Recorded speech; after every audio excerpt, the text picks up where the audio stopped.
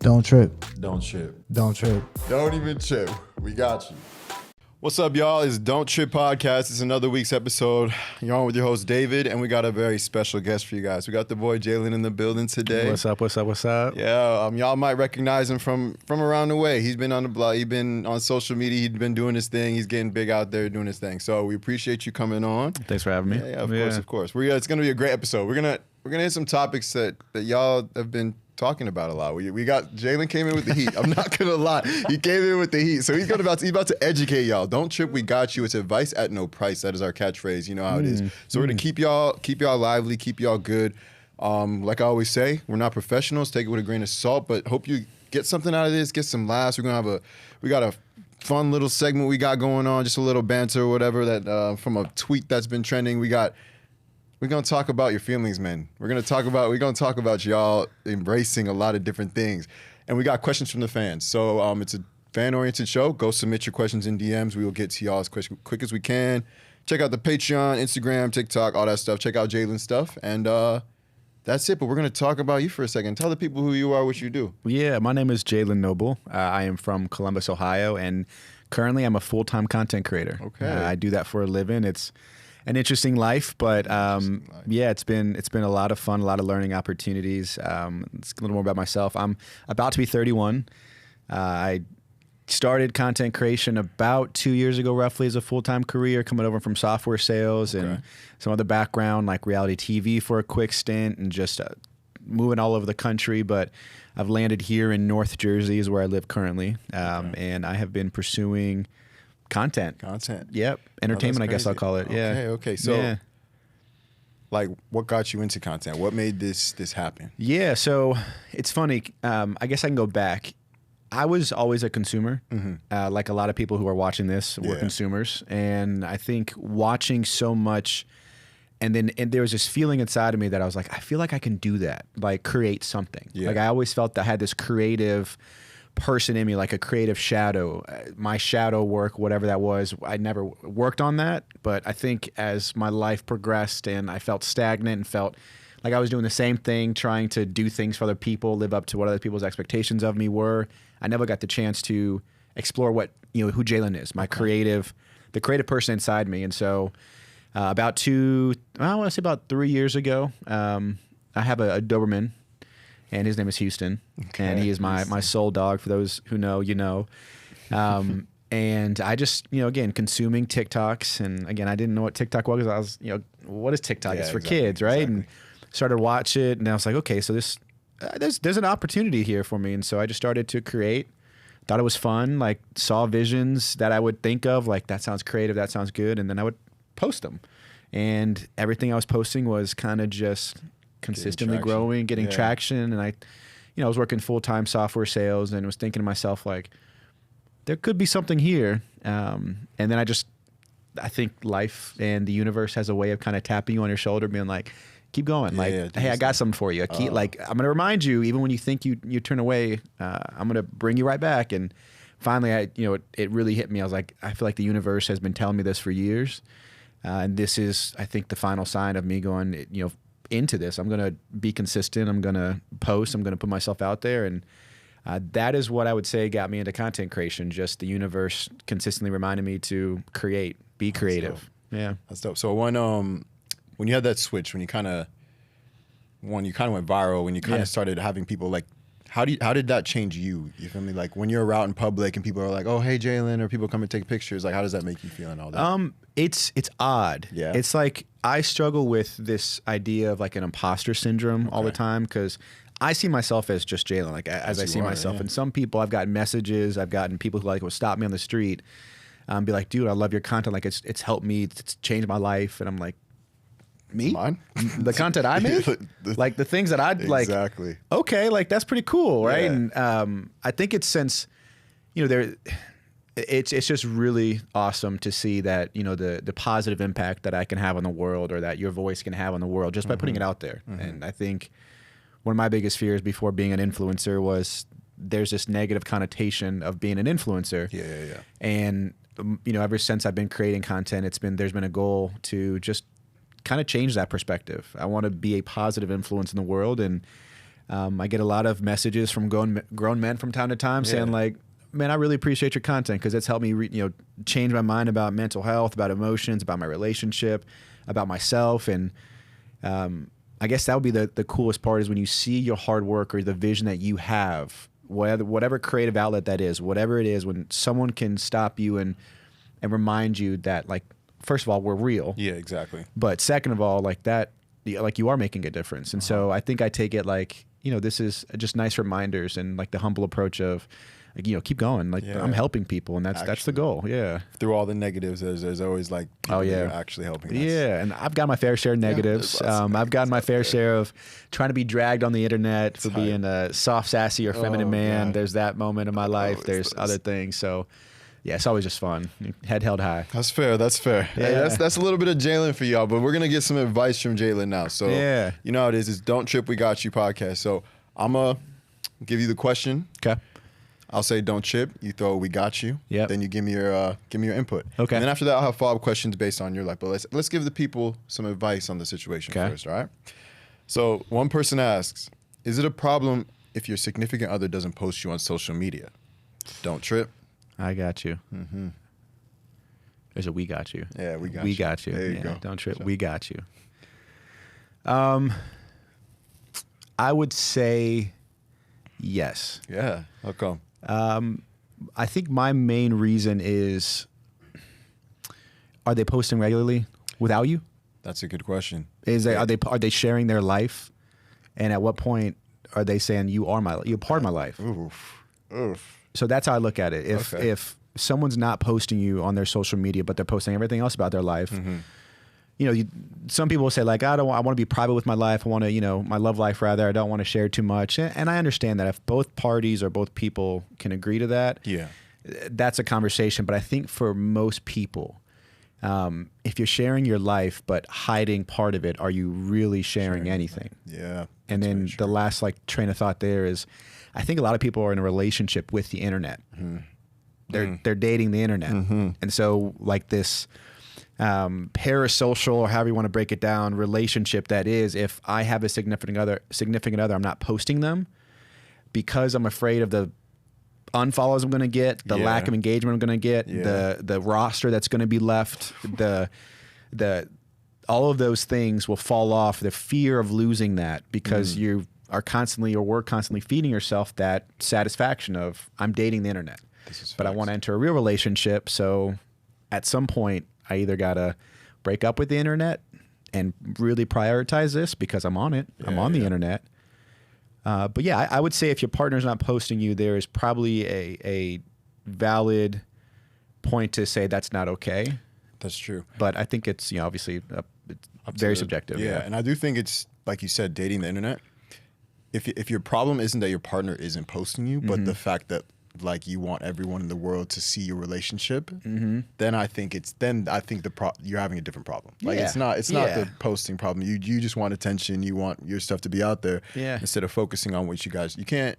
A lot of relationships is what you see on the screen. It's not what you see in real life when you see these people in person. So be careful that you're not asking for the wrong reasons or doing all that stuff. I will say too, though, I guess on the other side of that coin, I know people in good relationships where they just don't take pictures together. They don't, like, a lot of the men or friends in my life, men, like, their significant, I've heard out loud their significant others say like, oh, we never take pictures because like he never wants to be in a picture, never wants to take a picture. I'm like, there's that idea, that train of thought where it's like, maybe they don't post the person because they don't have any pictures together. They're not a very photogenic group or duo, but I would agree with that. I think for the most part, it's probably a deeper conversation if your partner's not posting you. But I would say that if you're in a relationship and you see the habit of your partner posting their life, and you're not featured in it, that's a conversation. Yeah, that's definitely a conversation you should have.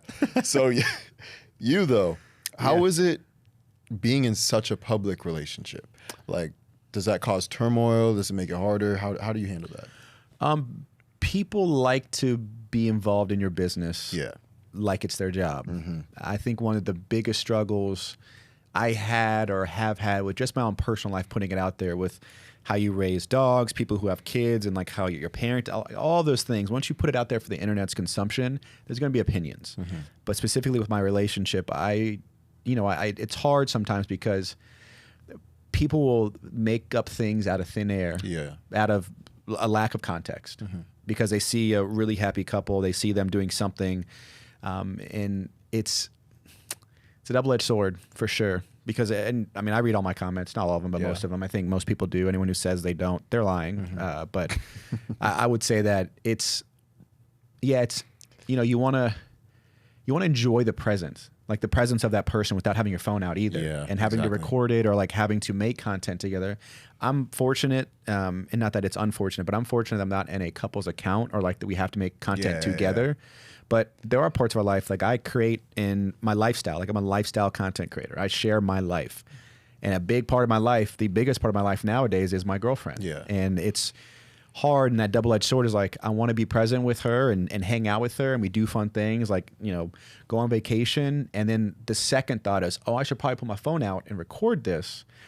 But then there becomes that obstacle of, if I record this first, am I really present?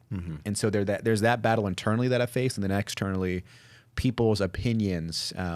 It's just funny because I finally got into a point where I'm like, people just need to touch grass. At the end of the day, like I take everything with a grain of salt. But there have been some crazy like accusations or just wild things that people can infer or try to interpret through a 5-second, 10-second video or clip that they think they know the relationship. And so, yeah, it's interesting for sure. You can only be private, so private.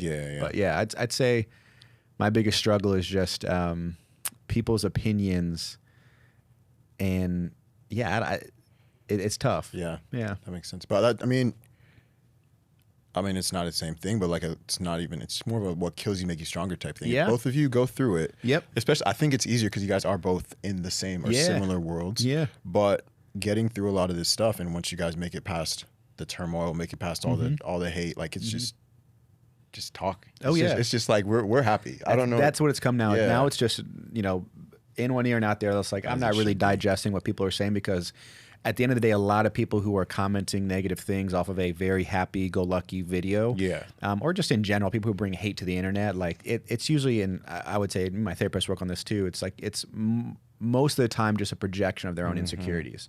They're most likely not in a relationship giving relationship advice, and you kind of ask yourself like, how does that work? I don't really understand that, but you're going to comment on my video of my relationship, and so. Again, it's just one of those things where you take everything with a grain of salt. No one's an expert in your love life. You're the expert in your love life as you're trying to figure it out. So I think people need to touch some grass when it comes to interactions on the internet, but also people are trying to put an opinion out there when they don't really know everything, or they try to infer. But that's true. But y'all heard that first, so let my man live, please. Just leave him alone. Gosh. All right. Our next question. A lot of these questions relate. We're gonna question it and then Jalen it. So like it just matches up because he's gonna. Shout out Tiffany. Sorry, sister. Shout out. But okay. So the question is, I spoil my girl so much, but I'm worried she's gonna get tired of it. Should this be a legit worry? Don't trip. We got you. Should this be a worry if you spoil your girl too much? So it's more of like, I get her flowers every week. I get her chocolates every week. I take her out to dinner. But I think he's worried more about a desensitization type thing. Like, if I'm doing this every week, is it even special? I guess my first question is, has she given you any reason to think that, she's going to be desensitized? Is this an internal voice of your own? Is this an anxious attachment style that you're constantly spoiling it, and your first reaction to do those things is because you want her to constantly get those things because you have an anxious attachment style? I think there's some thoughts there that we can go into. But no, I think ultimately, like for me, I try to give my partner flowers or do something for them as often as I can to remind them that how much they mean to me. And, I think if there is a thought that I would have of desensitizing this, them to these acts, I think it says more about the thoughts that I have about the relationship than they do, because 9 times out of 10, a lot of my fears in a relationship are assumptions because I'm not communicating that with them. That's true. So I would say, like, if someone's constantly spoiling their girl, well, first of all, are you getting it in return? Because if I feel like if you're consistently watering and like giving, people are just wired that way. Or at some point, if you're not getting in return, you yourself are going to be desensitized. Yeah, exactly. So I think that question is more of a reflection that you're asking yourself through the notion of, am I doing too much for my girls? Like, are you doing too much for yourself? Like, are you getting what you like in return for what you put out there? And so I'd probably go down that hole first and figure that out if I'm this person. Yeah, exactly. But no, I think if your partner is consistently showing their appreciation, if your partner is giving it back 50-50 in returning, learning their love language is a big part of that. Yeah.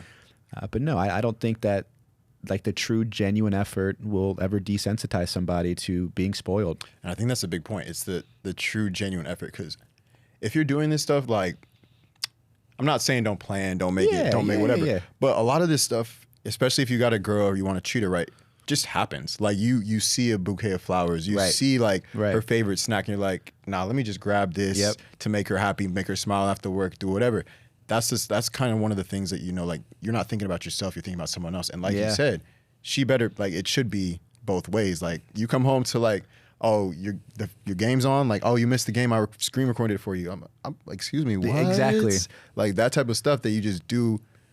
You can't get desensitized to that stuff. Like, if this person's love language is gift giving or acts of service or whatever those, like flowers and just showering your partner with thoughts, gifts, whatever, then they're receiving.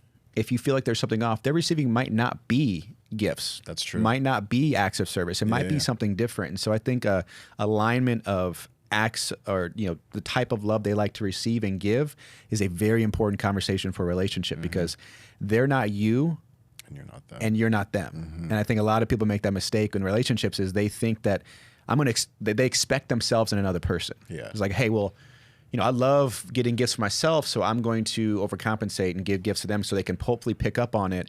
But I'm not going to communicate that to them, because why would I communicate something in a relationship when it should just be understood? It's a dangerous approach. It's meant with love. It's meant with like, I really just want to, but you know, I think that conversation is super important. Just getting on the same page about love languages, getting on the same page about, you know, what you want in return when you make these efforts. If it's just a thank you, say that. Say that's all I need. That's all I need. And try to listen to, because there's been, that's personal. Ew. Yeah. But anyway, there's been scenarios where like you communicate that, but then your partner doesn't listen. Like they're like, I still want to give you gifts. I still want to do this. I still want to do that. It's hard. You'll have to find a middle ground, because if that is what makes them happy, giving gifts, and what receiving gifts isn't what makes you happy, we might have to actually talk about that. That might just be a problem for them. And to the person that asked that, it's like, you know, you're doing something right with the effort and consideration. Exactly. That's the top, like that's the real idea. It's not how much a gift is. It's not how many flowers you get them. It's the idea of consideration. I live by a code in relationships that consideration is the highest form of love. Oof, and I think that. If you go and you are out and I'm walking home, like today as I go home, if I'm walking past the flower stand, I'm like, you know, that thought crosses, like, why not spend the $5, $10, $15 to get a bouquet and bring it home? If your first genuine thought is, I want to do this because my partner is going to smile and I know it's going to make them smile, that's consideration. You're thinking of your partner even when you're not with them. And I think those efforts go the longest way. I'm sure a majority of people who are listening to this, if your partner came home with a rock and said, I thought about you and I found this rock. Literally. And just like, I thought about you, like with the biggest smile on their face, something they got on the ground, that's probably going to make you smile, be like, oh, nice. That's a good feeling. And then obviously you learn like, okay, what do you actually like as far as what kind of chocolates do you like? What kind of snacks do you like? What kind of flowers? Like, you start listening to them, to your point. Then you really start figuring out how your partner likes to be loved. And that's critically important. I think that's one of the most important things is active listening. Really, again, I'm a dude, and I think I can tell you every fact there is about a fantasy football player, about where he went to college, about, you know, his upbringing, all of it. But when it came to relationships before the one I'm in, never listened. I just expected them to know what I wanted and to assume what they wanted, and it never got anywhere. Now take notes, take mental notes. Oh yeah, that's a huge if I could put you on game right now to any dude or girl, even if you got to make a physical list, like that's how I know I like a girl. when I start writing down, like she Yeah. said, oh, that's my favorite movie. I'm like, you know what? Yeah. One of these days you're gonna walk in and it's gonna be popcorn, and you're gonna walk in when we watch the And movie. the movie's gonna be ready. Exactly. It's gonna be teed up. So you gotta, it's gonna be teed up. You got that right. And Yep. like, so these little things are the things that are gonna go like last a lifetime that they can't get desensitized to, because it's like this person really loves me or likes me enough to just remember the little things. Yeah, It's the and little and, things it, that matter. and those like gifts and those thoughts or that effort is always going to be an evolving process, an Yeah. innovative one as well. Like Exactly. if you're getting the exact same 12 dozen red roses every single Sunday, there may be a desensitization, There you right, go. Yeah. of red roses. Like they might not like red roses anymore, but the flowers are still going to be nice. Like what? Change up the flowers, change up the ideas, change up the gifts, change up the effort. Change. Get 11 red roses and change the color. So every Yeah. Sunday they're wondering, what color am I getting this That Sunday? effort that you put into getting the flowers. I mean, again, it might become just a ritual routine. And when your partner can sense that, that's when they get desensitized. When they're like, they're not really doing this for me. They're just doing this because they have a reminder on their phone to get it for me. But it's like, oh, they're planning dates this week. Awesome. Oh, next week they got me my favorite, I talked about a new place I was opening down the street, or a new smoothie that I really wanted, or like a week ago I mentioned like my laptop charger broke and like I have a whole new app. Those type of thoughts, that'll never be, your partner will never be desensitized to that. Exactly. The desensitization, I can't even say that word. It's a big one. The same thing over and over again. That's the definition of insanity, right? Yeah. That is where I think that lies. If I'm just getting you the exact same thing every Sunday, there's no real, there's effort, but there's no real like effort. If you know what I'm saying. I get what you're saying. Effort, but not effort. That makes sense. Change it up. Just show that you care enough to, like you said, consideration. Yeah. Like consideration is a big one. That was actually one of the questions we had. It was, how do you know when you're truly in love? I can't even speak on. I have an idea, but as someone who is. Like, no, don't trip. We got you. Ooh, that's tough. Yeah. I think for me, I value the life of my partner as much as I value mine. I think there's so much I think that I can say about this person that I'm in love with. Yeah. But a few things that like recently I've been thinking about is like I look at her and I think to myself, like, I value your life as much as mine, if not more. Never to a point where, like, if a hard decision has to be made, like, of course that I want that for you. I want to give myself to you. But I think love is such a subjective term, and it comes in all different shapes and sizes. Exactly. But for me, I think my love is felt through the way that I look at her, the way that I feel around her, the way she makes me feel. But I know that I love this person's life as much as I love mine, if not more. And I appreciate everything she does. I see no fault in things she does. I see a child in her. Yeah. When we were on the beach the other day, and I was holding her, and I was just looking at her face, and she had the biggest smile on her face, but all I saw was this little girl, like this child of hers. I'm like, I can see her inner child. I can see this person who's just happy to be there. And it dawns on me every time I see that, and it happens every so often when I'm just looking in her eyes and I can see that little girl that probably learned how to love through movies, or learned how to love, or maybe wasn't shown the right way to love, but thought it was real. Yeah. And I get to nurture that. I get to take care of it. I get to protect that. And I feel these things, and it's hard to put into words how I know or what I know love is, but it's a feeling you get where there is no, it's a beautiful feeling, because I feel like some people can mistake love for a lot of things that aren't actually love. Yeah. That can be pretty dangerous. That can go a whole nother rabbit hole on that. But I think love for me shows up in the form that I see this person with zero faults. I see this person with the biggest, most beautiful eyes in the world, where I can see this inner child. I can see a lifetime with her. I can see kids with her. I can see a home for the rest of my life. Yeah. And so knowing that, I can confidently say that I'm in love. That's crazy. Yeah. I'm trying to get on your level. I want to feel it. I want to feel all that. That feels sounds nice. And one of the biggest things you said, I think that I fully agree with, is love is always putting that person first. Yeah. Like their needs supersede your own. Like Yeah. Imagine you're falling off a cliff and you love somebody so much that you're willing to let go in order for them to stay like up there. Yeah. Like that is just it's not even in our human nature to do that. Human nature is to save yourself. It's human nature is to survive. To be selfish. Exactly, to be selfish. That is human nature. So when you can let that go, I'll take a step back. Love is selfless. there you go. Love is selfless. Love is selfless. I like that. I'll say that. All the things I said about love, but I think truthfully, when I see this person, it's like love. She makes me selfless. Yeah. Because I'm a very selfish person innately. Like we all are. Exactly. I was single for most of my life, and if I was ever in a relationship before this, I wasn't really in a relationship because I was still selfish in a relationship. I think this is the first relationship I've been in that I can truly say that I'm selfless in everything I do with her. As you should be. Right. And there are parts where, like, you know, obviously through communication, like there are some aspects that I do believe a bit of selfishness is needed when you need to be there. But I think love is selfless. Love is kind. Love is patient. Love is thoughtful. Love is a lot of things that a partner can bring and you could bring into their life where you meet, and it's just I don't need to pour into her cup. Yeah. She doesn't need to pour in mine. We're overflowing as it is by ourselves, but love is the most beautiful thing that I think genuinely humans are meant to do and meant to live on earth for. That's facts. Yeah. That's dope. I don't remember what movie it was, but there was a movie saying, and the girl, she was trying to fall in love. She was trying to find her man. And her mother said, if he gives you the last bite of his, because she knows dudes. Shut the fuck up. Yeah?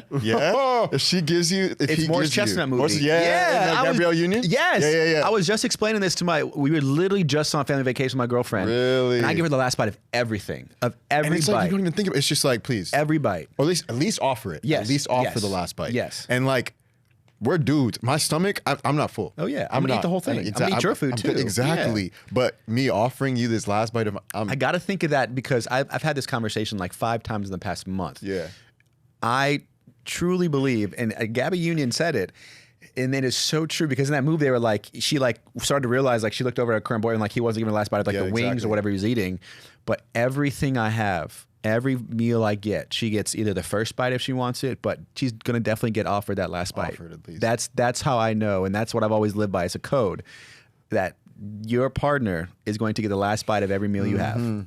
That is a fact. If your partner's not offering the last bite of his or her meal, you might have some questions. Hey, ask some questions. Ask some questions. You might have some questions.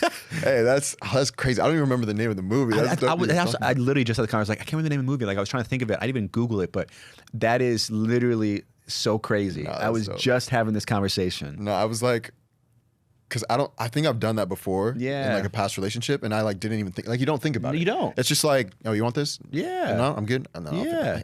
that's crazy. That meaning hits, and like you'll see it on your partner's face, but like when she offers me her last bite too, like it puts a smile on my face. I'm I'm okay. You got it, but like, thanks for like thinking of me. Exactly. Food is a love language as well. Like me and my girlfriend, we eat all the time together. We go out to eat, we try different things. It's just like we love to eat, but she's gonna always get that last bite. No, and we're not saying break up with your boyfriend if you haven't got a last bite. Right. Take your time, but it's just look at however they look at what would make them selfless. Yeah. And make sure they're being selfless with you. If your gut feeling is if you notice things of selfishness consistently repeating itself or showing itself in that relationship, and you in your core know that that's not how you want to be in a relationship or have someone show up for you in a relationship, Facts.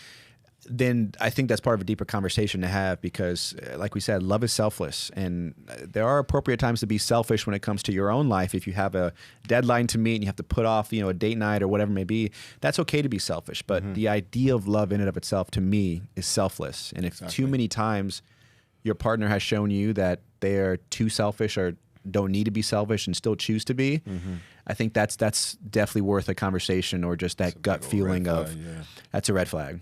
Yeah. No, that's tough. Yeah.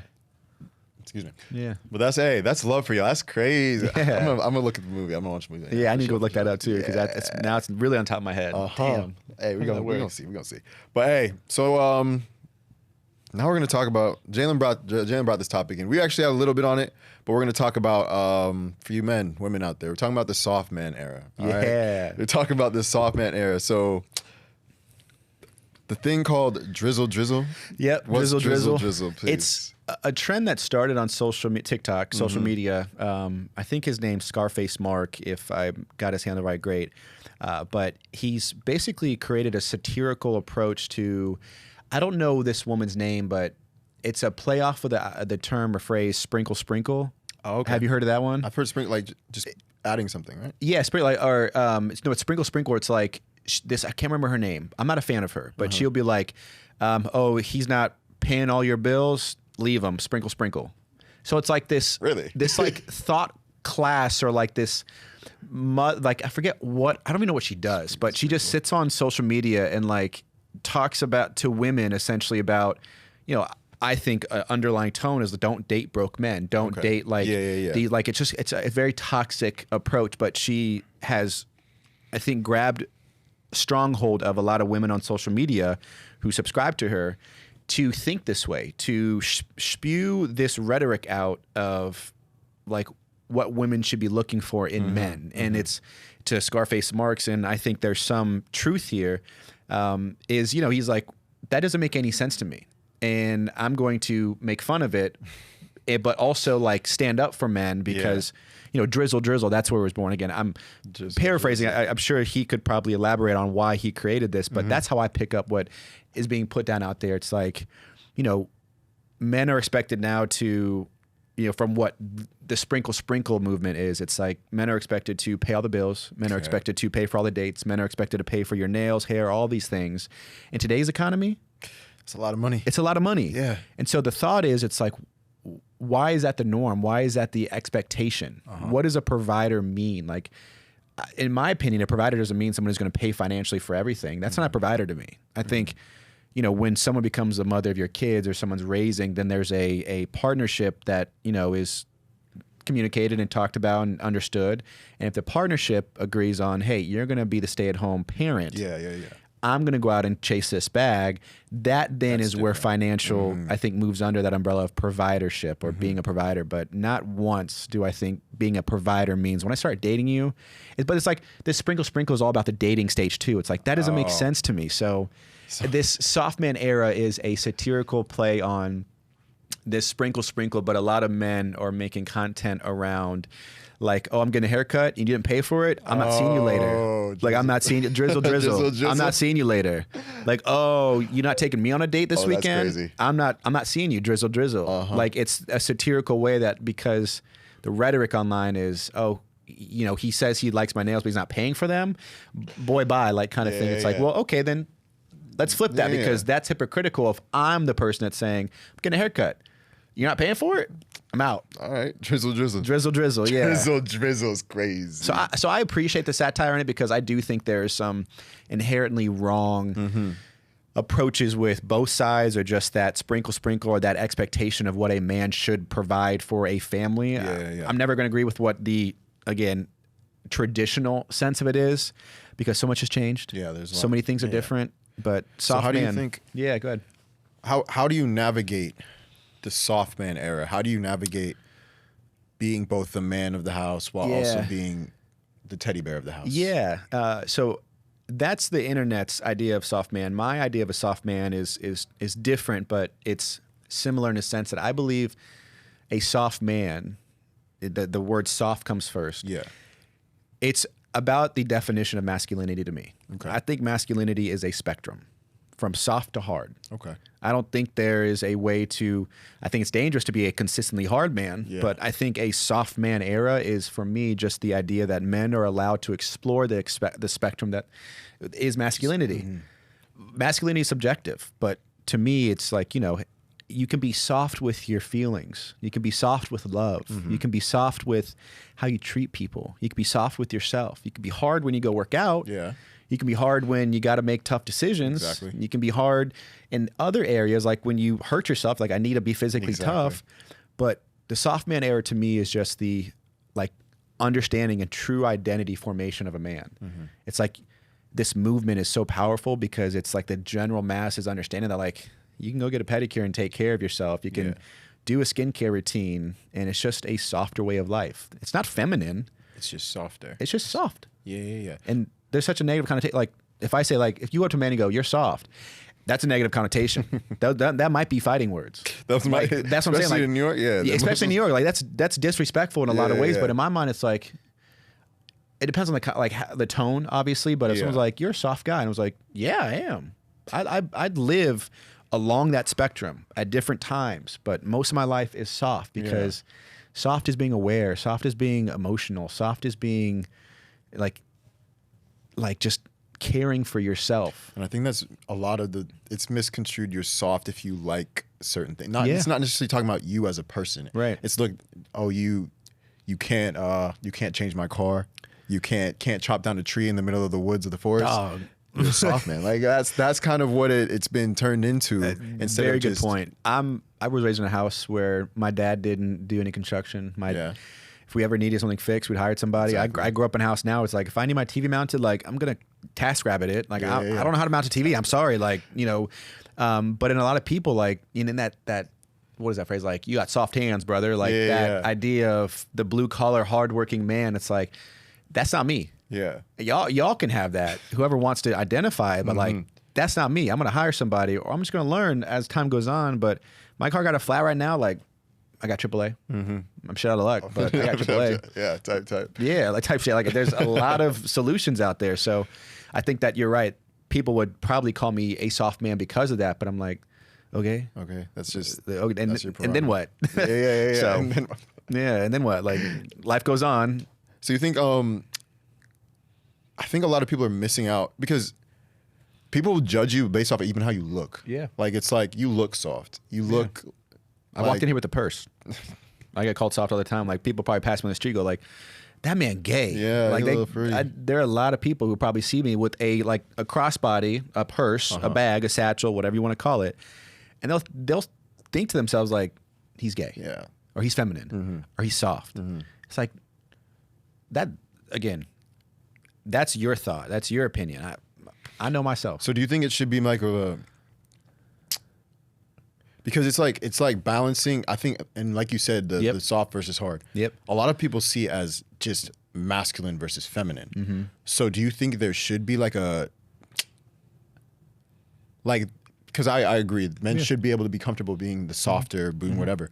But do you think there should be, like, in a relationship, it should kind of be opposite, or like someone who is more on the harder side, who is on the softer side? Two thoughts there. I just had this conversation the other day, and it resurfaced because I was on an interview like a year ago, podcast, talking about just this. Yeah.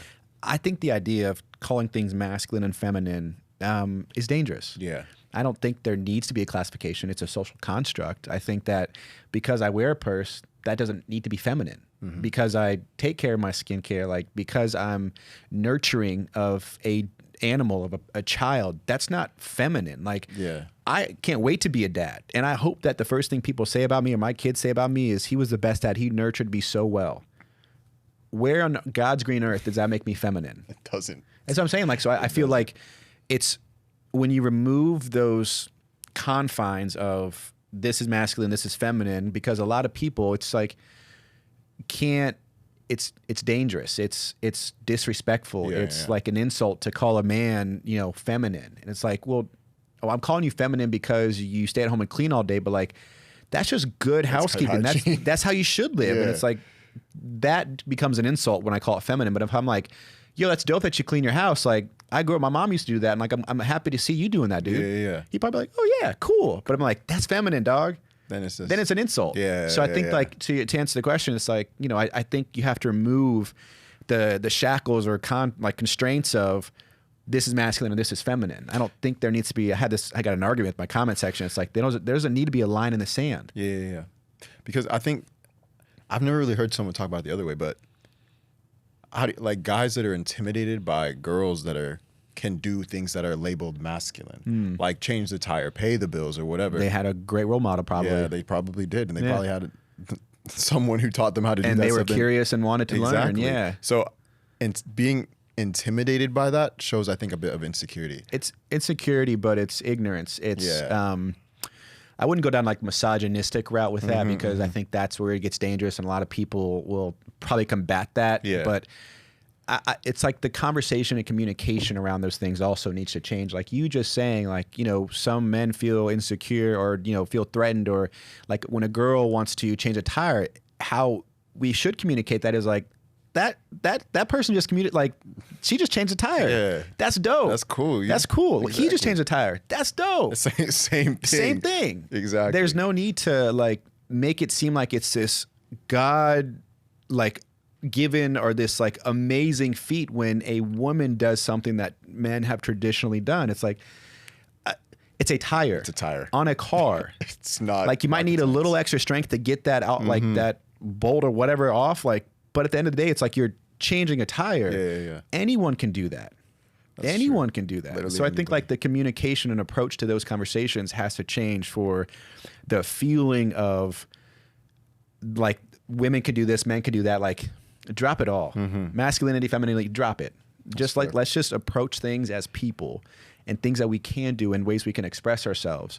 But the last piece I'll say of that is like my sister. And I didn't ask her for permission, so hopefully she's not mad at me, but she, and I won't say which one, I have two. So, she just got out of a relationship with someone whose ego and his fragility showed. My sister is going to be an anesthesiologist. Yeah. Boss. Big boss. Big boss. Like big boss. She is one of the smartest people in this world. She knows what she's wanted to do since she was a kid. Yeah. Their relationship ended amongst other things, but one of the main reasons was because he wanted essentially, this is just a part of it, not the whole thing. He wanted her to be a stay-at-home mom. And he is fortunate where he's not working anymore because he worked hard to get to a point where he can, you know, at 29, 28, 30, like kind of have a little bit of money to be like, I can kind of do whatever I want for the rest of my life. Tight. But an anesthesiologist, someone who's spent the past 10 years and life something that you can relate to, being and getting ready to go to medical school, to tell somebody like, I like the traditional house more. Like, I want my wife to stay home and raise the kids. That's an insane comment. It's an insane comment. That's disrespectful. It's disrespectful. And I sit there and I go, you know, good for you, because that is weird to say that to somebody who you have seen for years work their ass off to get to this point to provide for not only themselves, but their family. Like, dog, you get to be a stay-at-home dad. You get to do that. Like, you're not working right now and you don't have plans to because you have investments and stuff. Like, you're just at home. And the thought of trying to make your wife the stay-at-home mom when she has a whole career and you're not doing anything but just being at home, like, that blew my mind into this comment. It's like, who, like, if I could see him now, like, and this is someone that I've known for a long time too, I'd be like, what gives you the right? Yeah. I don't know if we can cuss on this, but it's like, I'm like, who the fuck are you? Exactly. It's like, that's my sister, dude. Yeah. But like, first and foremost, that is like a leader in this world. Bro, that's insane. It's insane. Because ego, fragility, like masculinity, all threatened because your wife is going to be earning more and being the breadwinner. Imagine. I couldn't relate. I work with a lot of obviously women who are going to be doctors. And they might want, they're always joking. Yeah. I want the soft life. I'm just doing this for show. But like seeing them grind it out in the hospital, seeing them grind it out when they're studying, like having someone who would come up to you. And one of my friends actually told me this. One of the like guys that comes up to her and talks to her about it. They are always talking about, guys always say, oh, you're going to be the breadwinner and I can just stay at home and be the stay-at-home dad.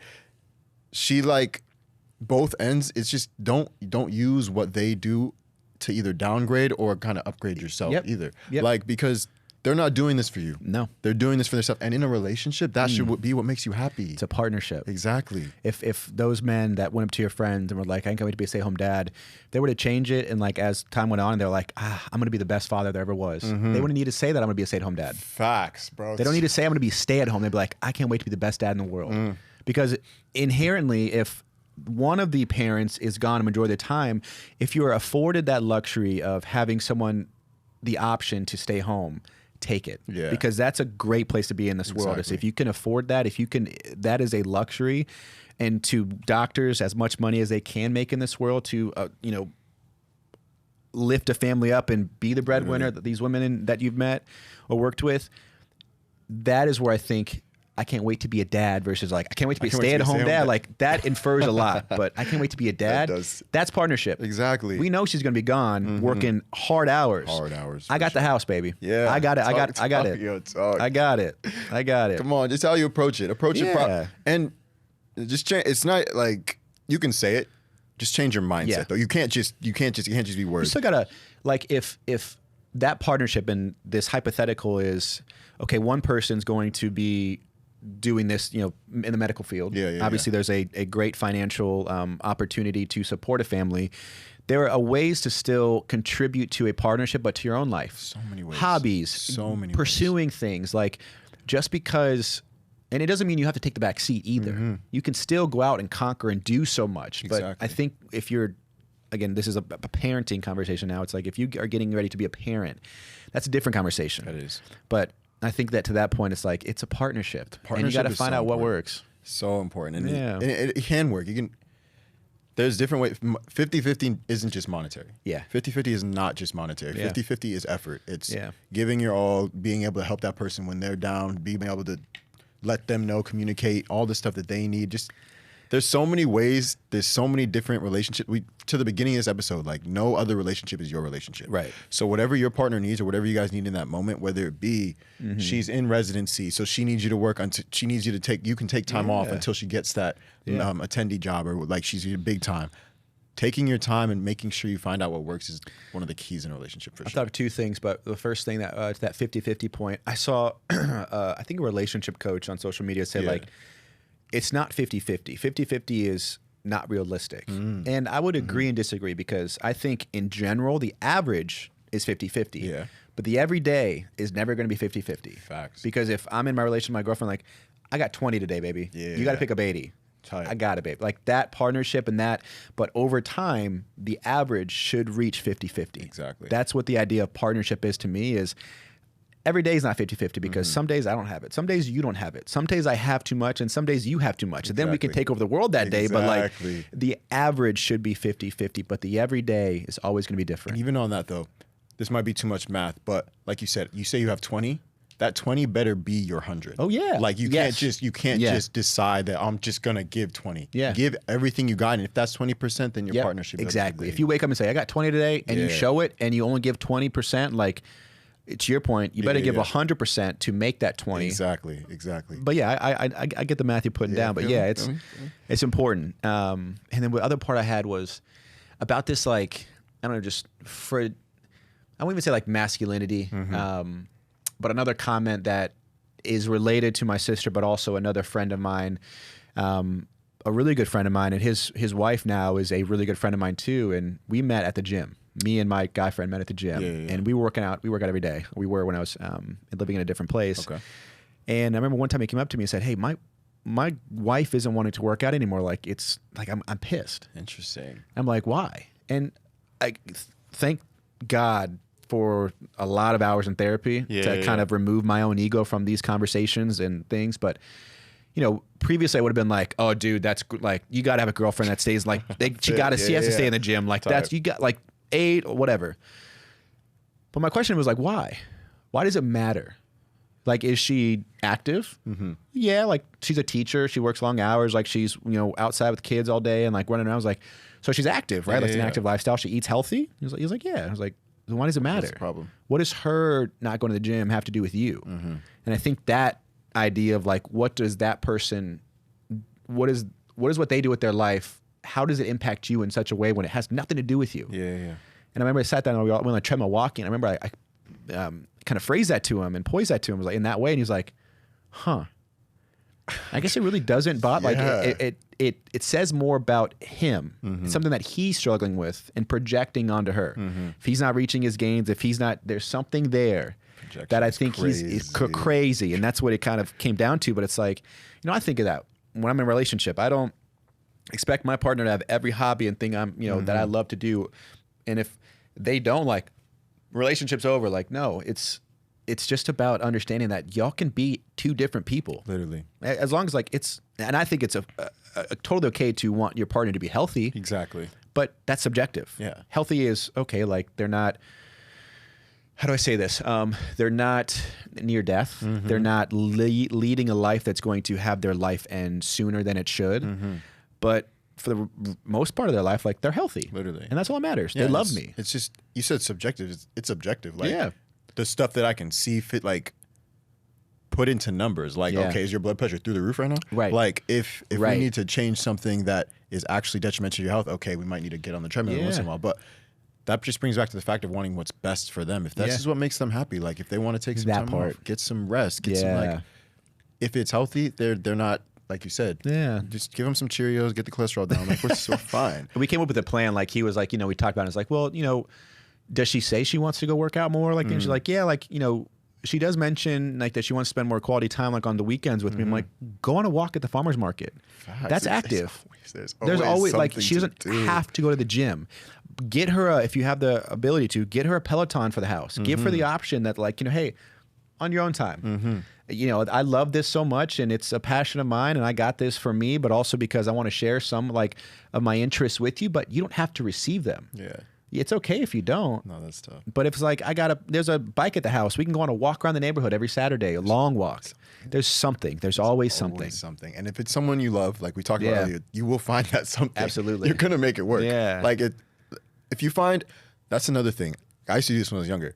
I would find excuses. Like I would find, this girl doesn't want to do this. This guy doesn't want, not just girl, but friends. Guy doesn't want to do this, so I don't want to hang out with them anymore. Like, it's just, if you find an excuse for something like that, you don't really want to make it work. It's you're just trying to get out of whatever situation you're in. Exactly. And like, that's another thing on the other end. If the other person is making all these excuses all the time, that's different. Yeah, I agree. That's hard to. If your partner in that same context is like, I'm going to the gym today and wakes up and doesn't go, and it's just every single day and they're doing that, then you can be upset with them for their lack of integrity. Yeah, exactly. That's a big thing. And I think a very a respectful way to approach that situation, but you can't be mad at them for not going to the gym. Yeah. You can be mad at them for not following through with their word. Exactly. That's big different. Yeah, that's a different thing. Yeah. But yeah.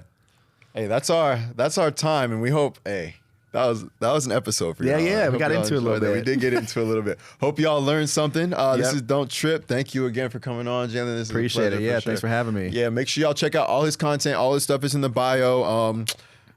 This was different, and I know so many of my friends are gonna like this episode. I'm not gonna lie. This is good. This is like, I felt like I was we were like talking about just relationship advice around the across the board, and anyone that's listening that can benefit from this or feel like they are receiving any of these, just the small little blips of what we say, even the whole thing, like you're thinking the right way, you're feeling the right things, and your feelings are valid. Exactly. And I think that these are things that hopefully we can give people the courage to go have these conversations with the people in our life if they feel these things, if they're happy in love, if they had confirmation from listening to us, like go share it. Love is the most beautiful thing in the world. It is. Go share the love, please. Share the love. And he finished it. That's the close. That's close. Hey, make sure y'all don't trip. We got you. Yes, sir. Yep.